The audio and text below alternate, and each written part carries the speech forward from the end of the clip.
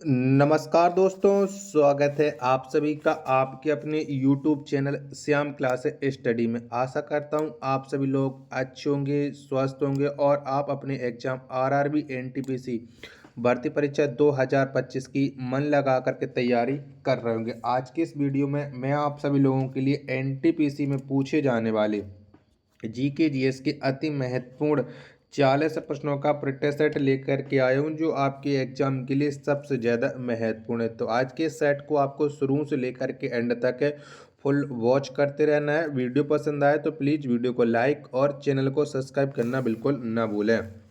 तो चलिएगा फिर शुरू करते हैं। तो पहला प्रश्न आ जाता है कि टाइफाइड से शरीर का कौन सा अंग प्रभावित होता है। तो बताओ कौन सा होता है। तो टाइफाइड से शरीर का जो अंग प्रभावित होता है वो होता है आंत, यानी एक का बी ऑप्शन करेक्ट आंसर हो जाएगा। दूसरे नंबर का प्रश्न आ जाता है कि दाभोल विद्युत परियोजना किस राज्य में है। तो बताओ कौन से राज्य में ये दाभोल विद्युत परियोजना स्थित है। प्रश्न संख्या 2 का राइट आंसर क्या हो जाएगा। फटाफट से आपको प्रश्न संख्या 2 का राइट आंसर बताना है। तो जो दाभोल विद्युत परियोजना है ये महाराष्ट्र राज्य में, किसमें, महाराष्ट्र राज्य में। एक का ए ऑप्शन राइट आंसर हो जाएगा। प्रश्न संख्या 3 आ जाता है कि जिप्सम का रासायनिक नाम क्या है। तो बताओ जिप्सम का रासायनिक नाम क्या हो जाता है। फटाफट से प्रश्न संख्या 3 का आंसर आपको देना है। तो जिप्सम का जो रासायनिक नाम है ये है कैल्शियम सल्फेट, यानी 3 का बी ऑप्शन करेक्ट आंसर हो जाएगा।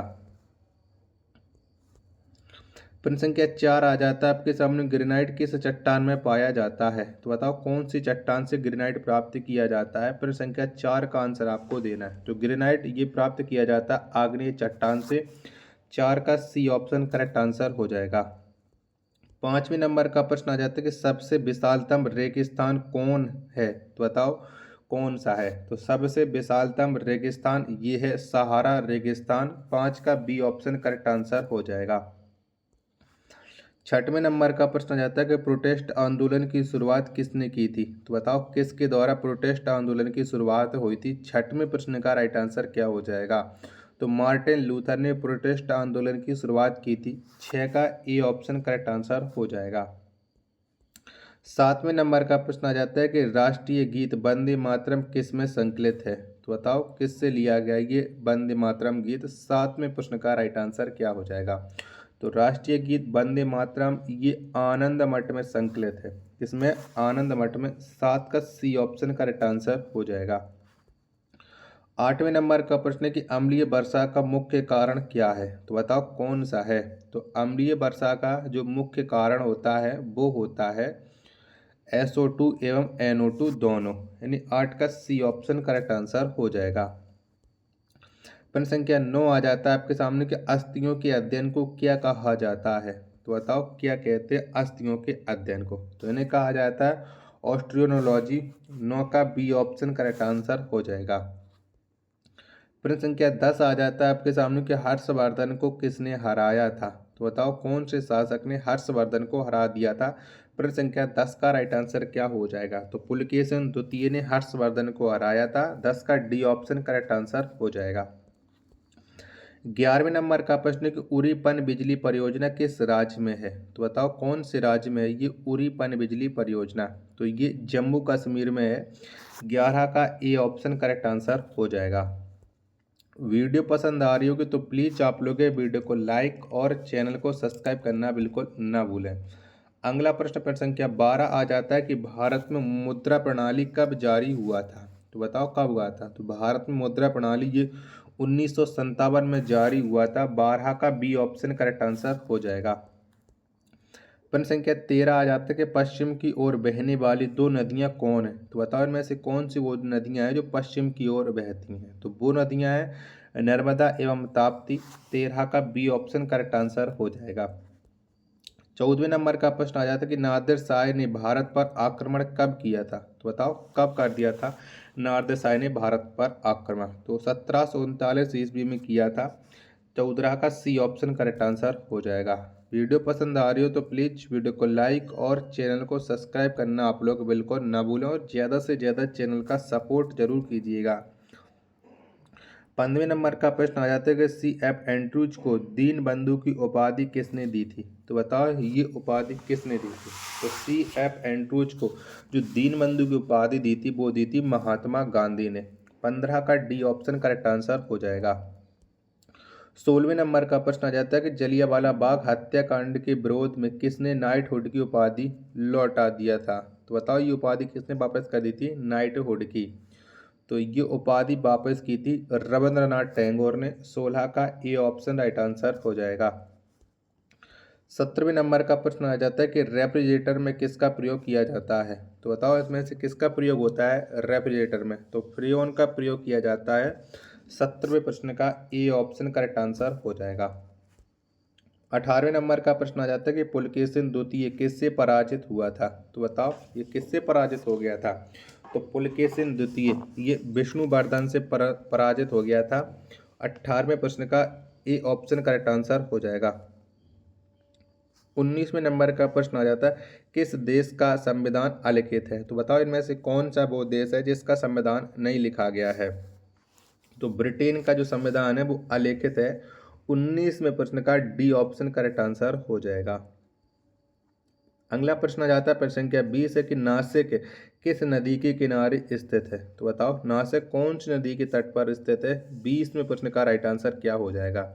तो ये गोदावरी नदी के तट पर स्थित है नासिक। 20वें प्रश्न का सी ऑप्शन करेक्ट आंसर हो जाएगा।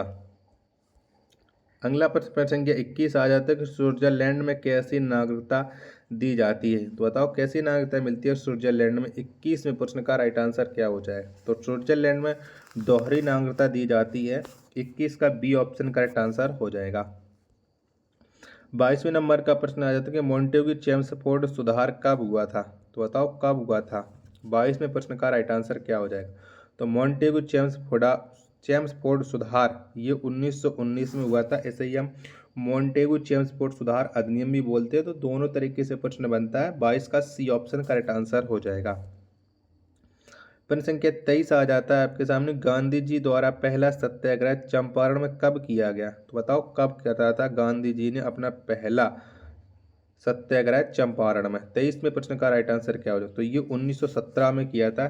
23 का सी ऑप्शन राइट आंसर हो जाएगा। 24वें नंबर का प्रश्न आ जाता है कि इंडियन इंडिपेंडेंस लीग की स्थापना किसने की? तो बताओ किसने की थी? 24वें प्रश्न का राइट आंसर क्या हो जाएगा? तो ये स्थापना की थी रास बिहारी बोस ने। 24वें प्रश्न का सी ऑप्शन करेक्ट आंसर हो जाएगा।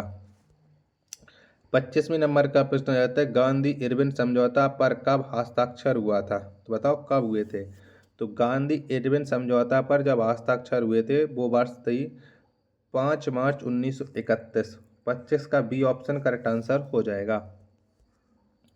26वें नंबर का प्रश्न आ जाता है कि दीन ए इलाही धर्म की स्थापना किसने की थी? तो बताओ किसके द्वारा दीन ए इलाही धर्म की स्थापना हुई थी? 26वें प्रश्न का राइट आंसर क्या हो जाएगा?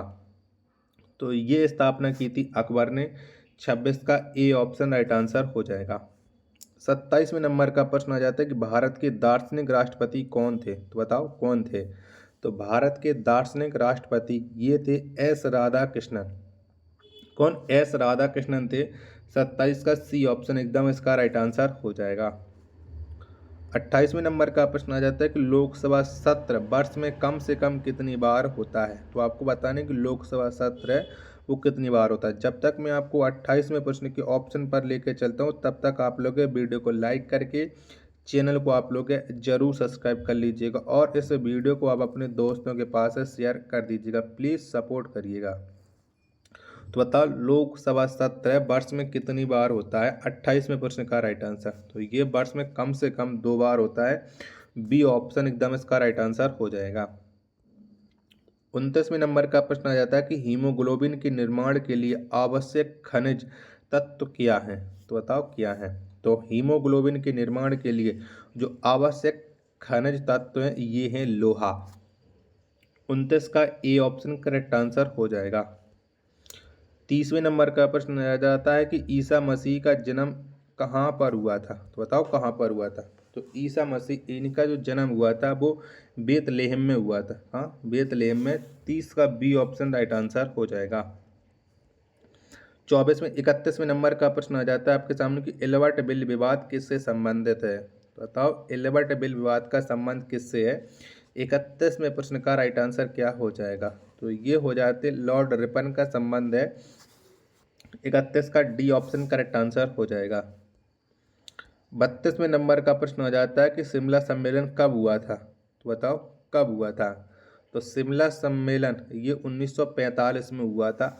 32 का बी ऑप्शन राइट आंसर हो जाएगा। 33वें नंबर का प्रश्न आ जाता है कि शिवाजी के संरक्षक कौन थे। तो बताओ कौन थे। तो शिवाजी के जो संरक्षक थे वो थे दादा कोंडदेव। 33 का ए ऑप्शन एकदम इसका राइट आंसर हो जाएगा। नेक्स्ट प्रश्न आ जाता है प्रश्न संख्या 34 कि मराठा साम्राज्य का अंतिम पेशवा कौन था। तो बताओ कौन था। तो मराठा साम्राज्य का जो अंतिम पेशवा था ये थे बाजीराव द्वितीय। 34 का डी ऑप्शन राइट आंसर हो जाएगा। नेक्स्ट प्रश्न है प्रश्न संख्या 35 है कि प्रथम राष्ट्रमंडल खेल कब हुआ। तो बताओ कब आयोजित किए गए थे प्रथम राष्ट्रमंडल खेल। 35वें प्रश्न का आंसर आपको देना है। तो ये हुए थे 1930 में। 35 का सी ऑप्शन करेक्ट आंसर हो जाएगा।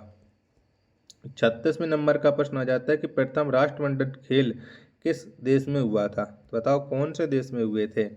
तो प्रथम राष्ट्रमंडल खेल हैं ये कनाडा में हुए थे। किसमें। कनाडा में। 36 का ए ऑप्शन राइट आंसर हो जाएगा। 37वें नंबर का प्रश्न आ जाता है कि दीन ए इलाही की स्थापना कब की गई। तो बताओ कब हुई थी दीन ए इलाही धर्म की स्थापना। तो इसकी स्थापना हुई थी 1582 ईस्वी में। 37 का डी ऑप्शन राइट आंसर हो जाएगा। 38वें नंबर का प्रश्न आ जाता है कि हरिप्रसाद चौरसिया का संबंध किससे है। तो बताओ किससे संबंध रखते हैं ये हरिप्रसाद चौरसिया। तो हरिप्रसाद चौरसिया का जो संबंध है वो बांसुरी से है। 38 का डी ऑप्शन राइट आंसर हो जाएगा। 39वें नंबर का प्रश्न आ जाता है कि लुधियाना किस नदी के किनारे स्थित है। तो बताओ लुधियाना शहर है ये कौन सी नदी के तट पर स्थित है। तो लुधियाना ये सतलज नदी के तट पर स्थित है या किनारे स्थित है। 39 का ए ऑप्शन करेक्ट आंसर हो जाएगा।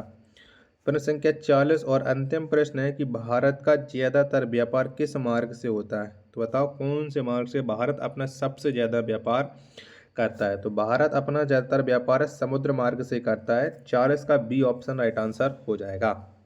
तो आशा करता हूँ कि ये 40 प्रश्न आपको जरूर पसंद आए हुए होंगे।